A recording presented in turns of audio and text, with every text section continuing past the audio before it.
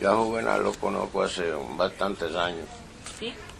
Sí, él estaba casado cuando yo lo conocí con una señora que no era muy agradable, pero se divorció de ella y se casó con una señora, Alicia, que es dentista.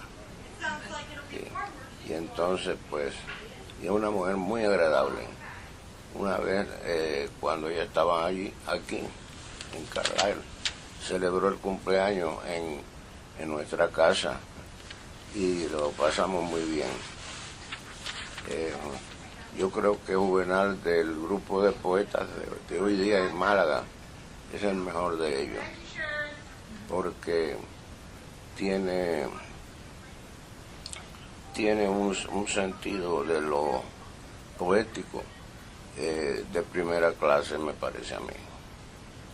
Y es un hombre que para nosotros siempre ha sido muy simpático y muy agradable.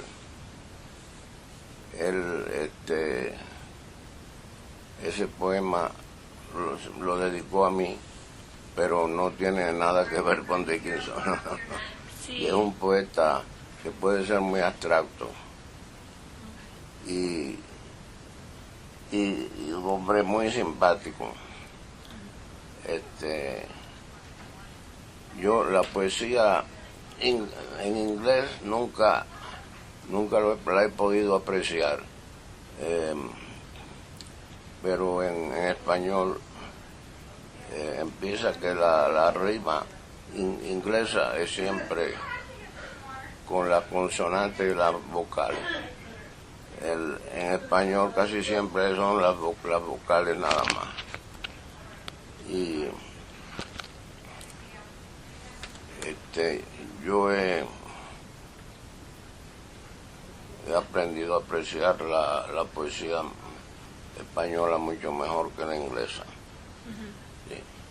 Ahora el poema que está dedicado a mí, pero no tiene nada que ver con Dickinson. Pero es muy característico de él, es un poeta muy abstracto. Sí. Sí. Y cuando venga mi amigo Marca,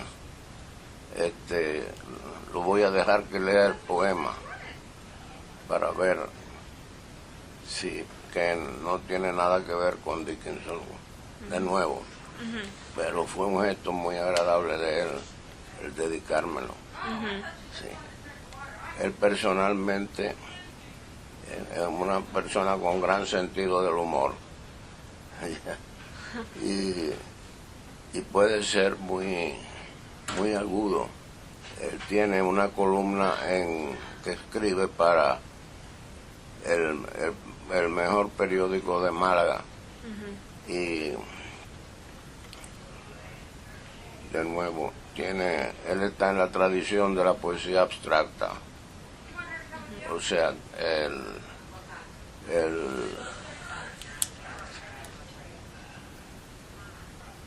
una poesía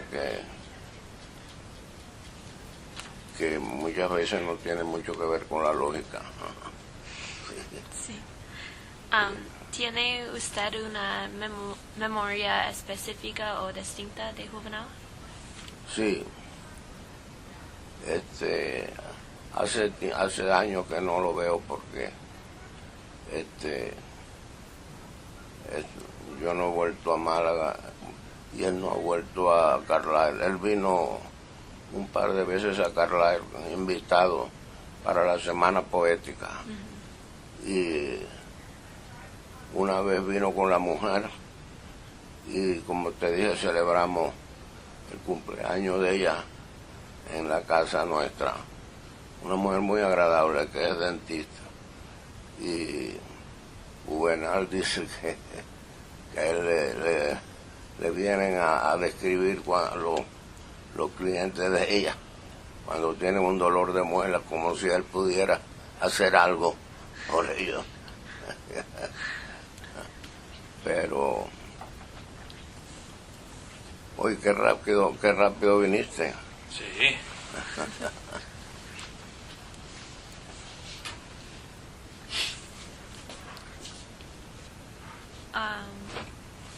¿Ha leído el poema?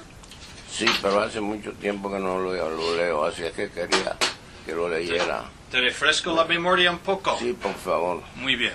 Bueno, esto es de su libro El cielo de septiembre, que publicó en 2008. Okay. Y se titula Dickinson College para Carol y Arturo Fox. Y dice: sobre la hierba de este campus fui joven y tuve amigos, y aquí cerca una casa y la pradera de un cuerpo al que llamé Niágara. En sus aguas cada noche mi destino trazó un río y levantó una montaña. Si ésta fluía a los infiernos, aquel alzábase más allá del cielo, y al amanecer el mundo bajaba lento como una barcaza. Junto a mi casa, Niágara puso un gran bosque. Ahí por las tardes colgaba sus libros, que batía luego el viento tal si fueran árboles. Cuando el otoño, dijimos, quizás Verlaine llueva, pero fue Whitman quien abrió en verano la naranja ácida que mustiará el calor. Como en el cuento de Kipling, tuve una isla en las pupilas de un muerto. Si le cerraba los ojos, hundíase de piedra en el mar de la nada, pero si abiertos, en ellos crecían jardines terribles. Sospechábamos, ¿del paraíso son estas selvas? Desde los Apalaches a veces venían las sirenas del aire. Bebíamos entonces el vino de los desdichados, en tanto que ellas buscaban posarse y así contemplar el color de la tierra en jade. Ahí abajo está el corazón de los que en Gettysburg hallaron la libertad de ser nunca más en parte alguna, ni en la memoria siquiera de las nubes y los perros que las ladran furiosos. Sobre esa hierba, esta mañana de nieve y halcones, alguien recuerda a otro que ahí fue joven y tuvo amigos. Para su desdén, el uno concibe un texto en el que hay cifras y varios hechos confusamente descritos. La memoria de ambos es la misma e idéntico el nombre que uno y otro soportan. Los dos ignoran que no son distintos. Del primero supimos que estuvo aquí por lo que el otro ha escrito. Del segundo nada sabemos. Sin embargo, quizás un tercero vuelva a escribir. Sobre la hierba de este campus fui joven y tuve amigos. Por estos versos sabremos entonces que son 3 tiempos de una sola condena. Bueno, como ves, menciona el campus, la hierba, pero de una manera que no es lógica.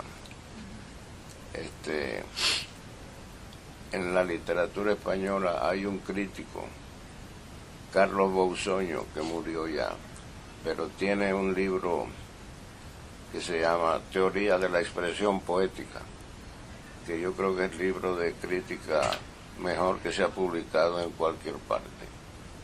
Y Bousoño hace la distinción entre la percepción lógica y la percepción poética, y habla de la percepción poética como una percepción muy especial que no tiene nada que ver con la lógica. Entonces él estudia poemas de poetas contemporáneos, y entre ellos al de un poeta Machado, Antonio Machado, y se refiere a los cambios que hacen en el vocabulario de la poesía moderna. y menciona, por ejemplo, procedimientos que no son lógicos sino poéticos, entre ellos los cambios de palabra, y menciona, por ejemplo, a Juan Ramón Jiménez, yo no sé si lo conoce, sí, que los cambios que hace en la poesía, y me acuerdo de uno que habla de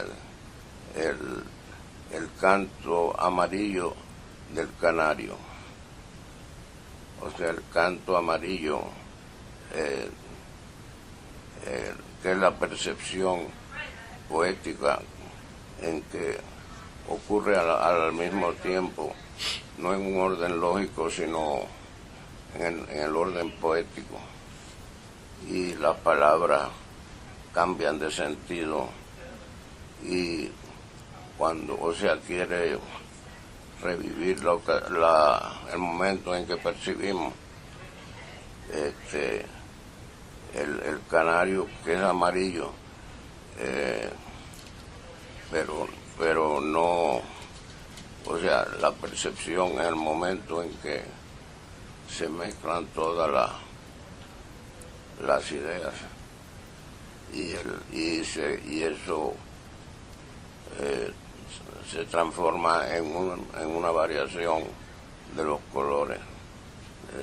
El canto amarillo del canario, o sea, el canto, cuando percibimos el canario, lo percibimos todo a la vez y no en un orden lógico, y eso es el orden poético. Y por eso la poesía nunca es muy lógica. Cuando hay veces que la lengua común se hace poética, y esos son como percepciones en que si yo el orden lógico pone las palabras en un orden lógico, pero el orden poético trata de capturar la percepción en el momento en que ocurre. Ese es el caso en muchos casos de los poetas modernos, en que yo percibo el momento en que veo el canario, lo percibo en un momento único, en que ocurre yo veo el canario, pero lo que veo es esa percepción en que veo todo al mismo tiempo, y es una percepción instantánea, que no tiene que ver nada con el orden lógico, con mucha frecuencia. Y por eso en la lengua, en la poesía moderna ocurre con mucha frecuencia el cambio inesperado y la variación del orden. Se trata de capturar ese momento. En el lenguaje popular, a veces dicen que smell pretty, huele bonito, que trata de capturar ese momento. La sinestesia.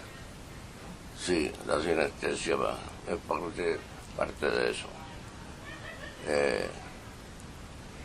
Que se llama, en inglés se llama más o menos igual, ¿no? Synesthesia. Sí. Y ocurre mucho en la poesía moderna o en la poesía ordinaria, cuando dicen que algo smell pretty. En el lenguaje natural ocurre que muchas veces lo dicen en la lengua ordinaria, y es un cambio poético. que la persona no se da cuenta de que pero es las palabras resbalan una sobre otra para tratar de esa impresión y con frecuencia son cosas que no se pueden describir lógicamente. O sea, el sabor de una manzana, ¿cómo se describe? Puede decir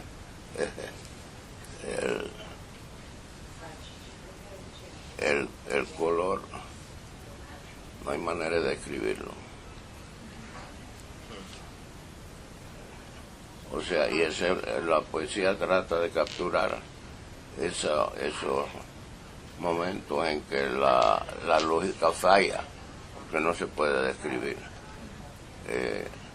Lo mismo pasa con todas las impresiones de sabor, de visión, etcétera. No tienen manera de expresarse porque quien describe, por ejemplo, un vino, dicen el buque, pero ¿qué es el buque? Pero existe. Claro. Sí. Y el vino, pero ¿cómo se describe el buque de un vino? No hay manera. Inventan cosas. Sí, exactamente. Y es así.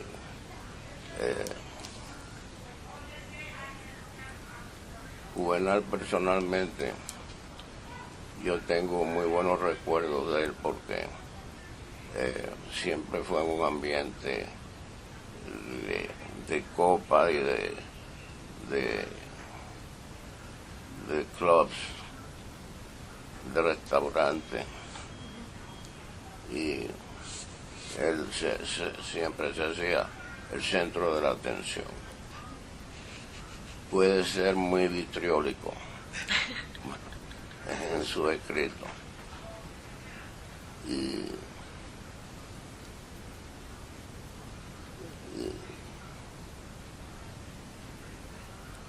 con frecuencia ha tenido polémica Sí. con gente de su círculo, pero yo siempre he tenido un recuerdo muy simpático de él.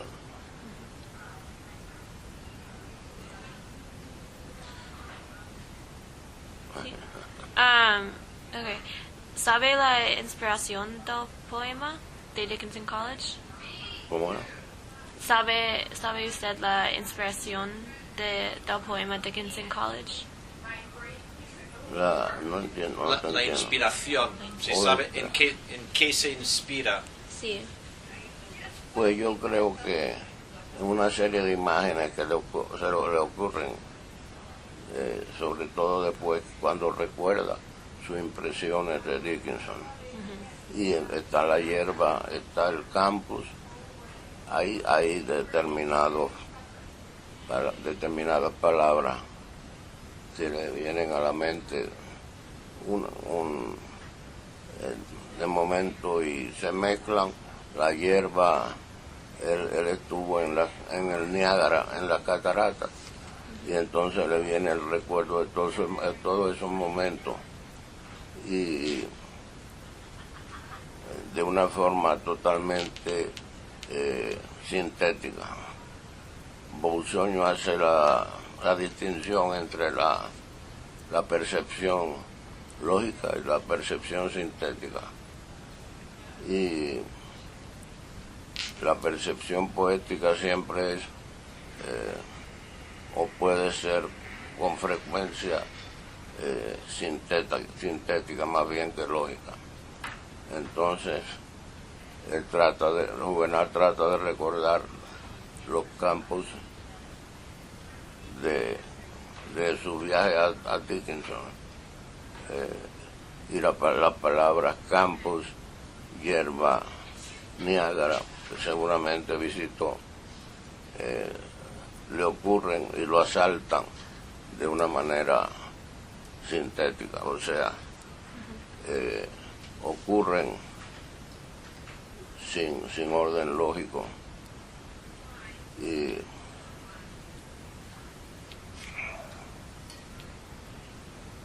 eso es muy difícil de traducir porque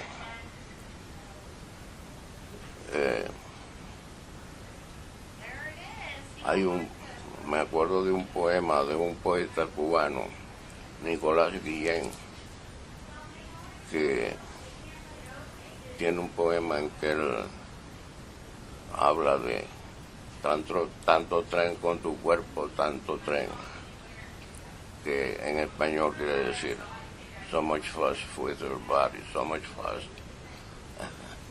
Y hay un traductor que la tradujo como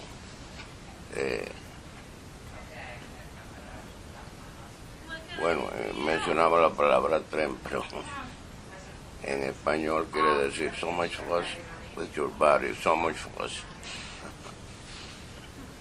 Y, o sea, no tiene el tren, no hay, es totalmente un tren poético.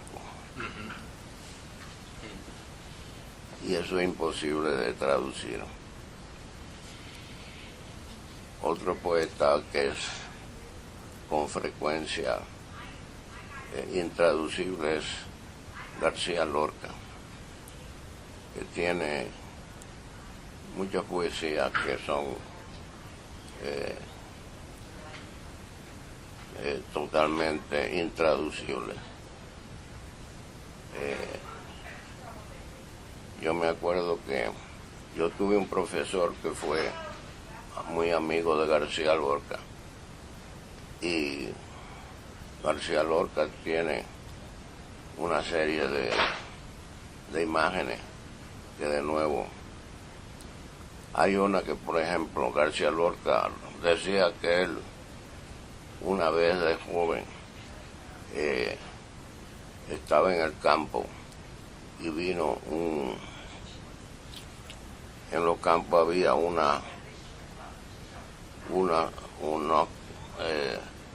acequia, es decir, unos canales de agua para regar la tierra.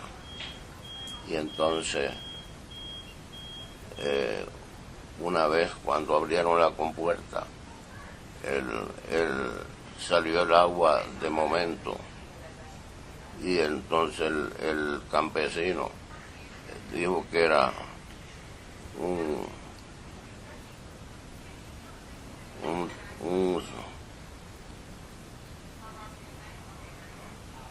¿cómo era la expresión?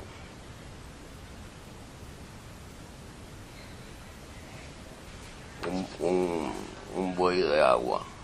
Un buey de agua. Un buey de agua. Buey es un toro. Ox. Y de ahí salieron otras imágenes que ocurren en su poema, como un pez de sombra. ¿Un qué de sombra? Un pez. Un pez de sombra. Sí. O en otro poema, en uno de sus poemas más conocidos,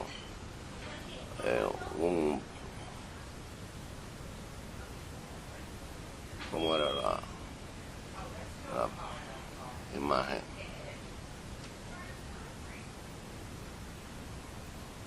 Un río de leones, pero te capta la impresión. Y así. O sea que la memoria hace asociaciones ilógicas, pero que tienen un sentido poético muy especial.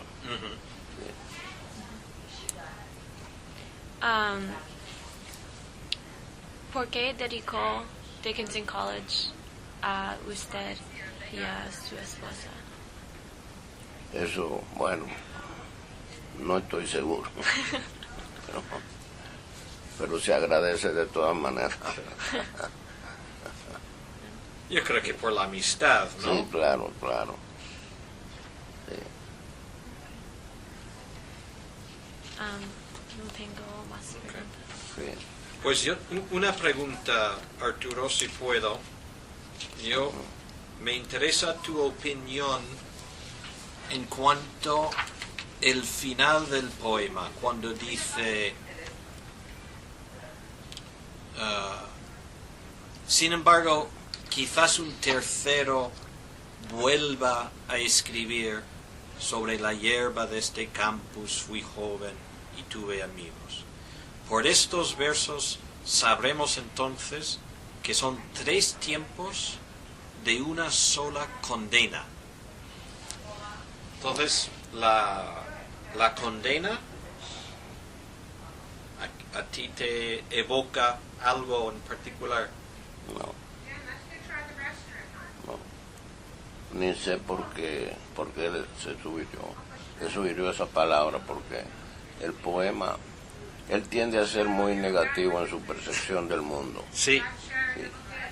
Y es una negatividad que se incorpora a recuerdos que son positivos, como el viaje al Niágara o el campus de Dickinson, que seguramente le gustó mucho, pero es un poeta muy que hace énfasis en lo negativo. Y o sea, el poema es muy positivo en su recuerdo, pero la negatividad siempre está presente en Juvenal.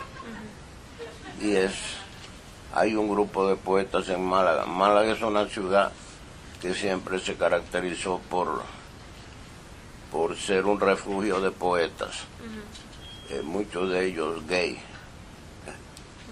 cuando gay era una palabra que no tenía gran sentido, el sentido que tiene hoy, pero y Juvenal no es muy straight, ¿no? Esto es lo contrario de gay. Pero había, bueno, García Lorca era homosexual y hay unos cuantos poetas de esa generación que eran homosexuales.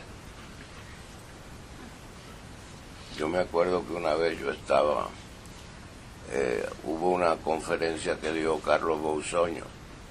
Era una época en que España tenía un gobierno socialista y tenía mucho dinero. Y entonces después de la conferencia de Bousoño, nos fuimos a un restaurante que tú lo conoces, Antonio Martín. Y estuvimos hasta las 4 de la mañana. Claro. Comiendo y bebiendo. Como tiene que ser. Yo no sé lo que costó aquello, pero todo el mundo pidió de las cosas más caras y el vino circuló como un río de leones. Claro. Pues Juvenal tiene en esta misma colección otro poema titulado The Last End.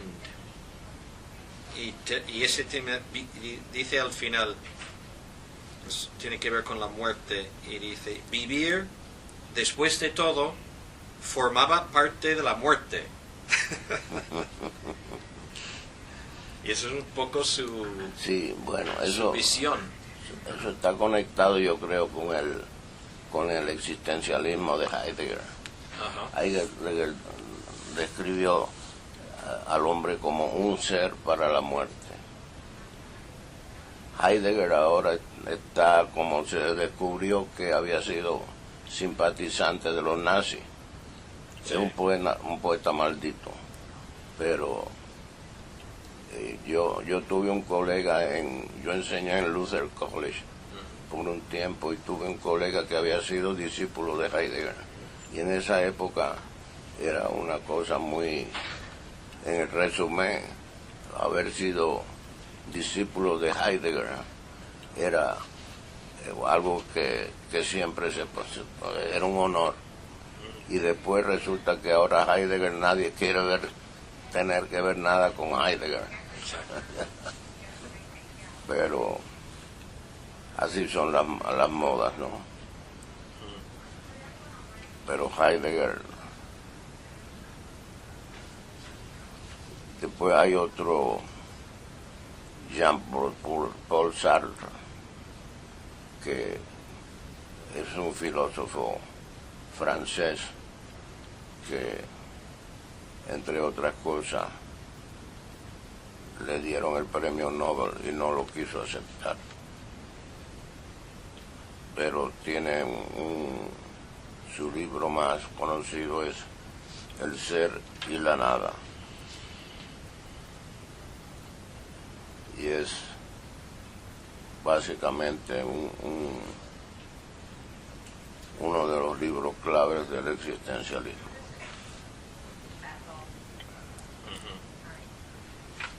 Tiene en esta colección un poema, el primer poema está dedicado a Enrique. Ese es un colega que murió hace poco. Y era uno del círculo de amigos que nos reuníamos cuando Juvenal venía a Carlisle. ¿Te acuerdas de Max Zúñiga? Sí. También hay un poema dedicado de a Maximiliano. Maximiliano. Hace tiempo que no lo veo. Yo lo vi hace un par de años. Sí. Está bien. Está ya jubilado, ¿no? Sí. Y sabes, esto no tienes que, bueno, es igual. Sabes que hace años se separó de su mujer, Sí, Chelsea, de Chelsea. y estuvo con la rusa. Con la rusa, sí. Pero luego Sí. se volvió a La estar rusa. con Chelsea. Sí, Sí. Y estuvo el pobre con un cáncer, sí, pero se recuperó. sí. Yo me acuerdo muy bien de eso. Sí, la rusa volvió a Rusia. Sí. Bueno, Arturo, no queremos No, cansarte. no, de ninguna manera. Ha sido un placer. Pues gracias por hablar con Cynthia. Sí, muchas gracias.